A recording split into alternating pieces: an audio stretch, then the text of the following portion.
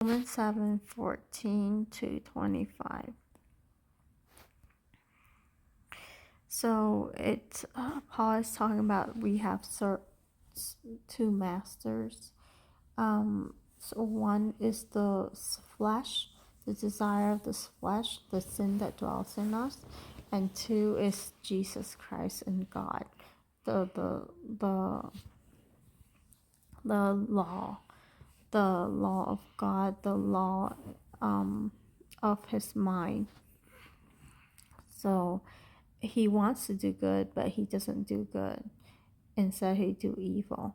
So he said that is due to the sin that dwells in him. That is the principle that evil is present in each person, in him and each person.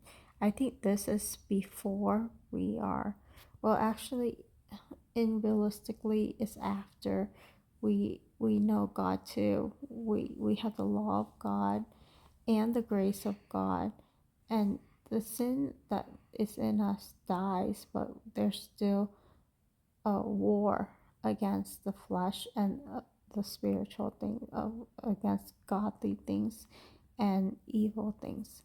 And so we're constantly at that war.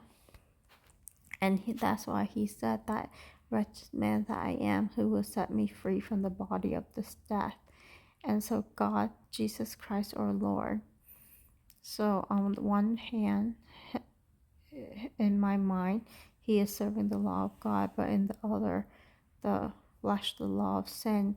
But the thing is that Jesus Christ died so that we are free from sin. And so we are not his master anymore. We still have to struggle with it to become more Christ-like in everything we do day by day.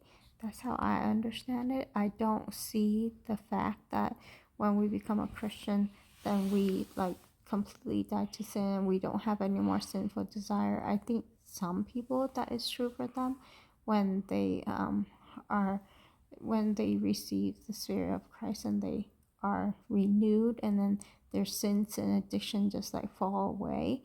But for other of us, that war that is continues until I think a point where God set them free, or until death. For me, I do believe in this principle of evil that is present within me, because when I went to the hospital, I felt this kind of snake-like spirit depart from me, from my head, from the top of my head. And so I do believe that each one of us, there's certain evil that is so present in us until God removes that.